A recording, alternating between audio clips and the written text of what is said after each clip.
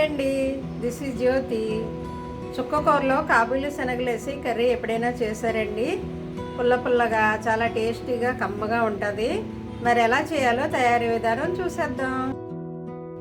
ఇదిగోండి మన చుక్కకూర కాబూలి చనా కర్రీ స్టార్ట్ చేద్దాం. ఎలా చేయాలో నేను స్టవ్ ఆన్ చేసి కడాయి పెట్టాను. ఆయిల్ వేస్తున్నాను. దీనికోసం ఎక్కువ ఆయిల్ అవసరం లేదండి, ఆకుకూర కదా, ఆయిల్ ఎక్కువ అవసరం లేదు. ఇదిగో దీనికోసం నేను 3 కట్టలు తీసుకున్నానండి, చుక్కకూర 3 కట్టలు. ఓకే, 2 టమాటాలు తీసుకున్నాను, 2 ఉల్లిపాయలు తీసుకున్నాను, 2 పచ్చిమిర్చి. ఈ పచ్చిమిర్చి 2 పొడవుగా చీలికలుగా చేసుకున్నాను. అయితే ఆయిల్ హీట్ అయిన తర్వాత నేను డైరెక్ట్ ఆనియన్ వేసేస్తాను. ఇందులో పోపులేమి అక్కర్లేదు, పప్పులు అవి ఏమి అక్కర్లేదు. అందువల్ల డైరెక్ట్ ఆనియన్ వేసేస్తాను నేను ఆయిల్ హీట్ అయ్యాక. ఇది కొంచెం ఆనియన్ ఫ్రై అయిన తర్వాత మిగతా ఇంగ్రీడియంట్స్ వేద్దాం. ఇదిగోండి ఆనియన్ కొంచెం ఫ్రై అయ్యాయి కదా, కొంచెం కలర్ మారాయి. ఇప్పుడు నేను సాల్ట్ వేస్తున్నాను కొద్దిగా, అది పసుపు వేస్తాను కొద్దిగా, చిటికడే పసుపు. ఇదిగో సాల్ట్ కొంచెమే వేయాలి, 1/2 స్పూన్ వేస్తున్నాను నేను. ఎందుకంటే ఆకుకూర ఉడికేసరికి తక్కువ అవుతుంది కదండి, చాలా తక్కువ అయిపోతే మళ్ళీ ఉప్పు ఎక్కువైపోతుంది. అందువల్ల చూసుకుని వేసుకోవాలి ఉప్పు. ఇప్పుడు మొత్తం అన్నీ ఒకేసారి వేసేద్దామండి. ఆకుకూర, టమాటో, పచ్చిమిర్చి మొత్తం అన్నీ ఒకేసారి వేసేసాను.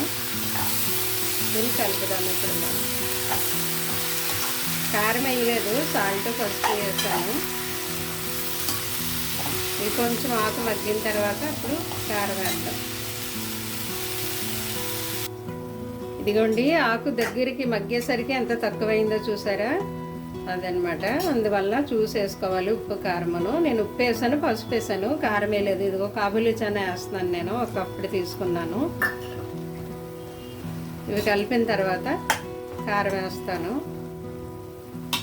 బాగుంటుందండి, ఒకసారి ట్రై చేయండి ఈ విధంగాను. ఎందుకంటే చుక్కకూర పుల్ల పుల్లగా ఉంటుంది కదా, ఆ పులుపుకి తగ్గట్టు నేను 1 స్పూన్ వేస్తాను కారం పుల్లిగాను.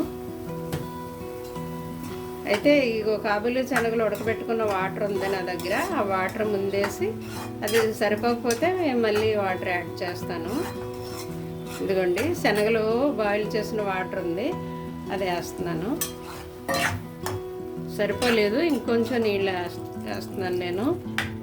చాలు, ఎందుకంటే ఆల్రెడీ శనగలు ఉడికినయే.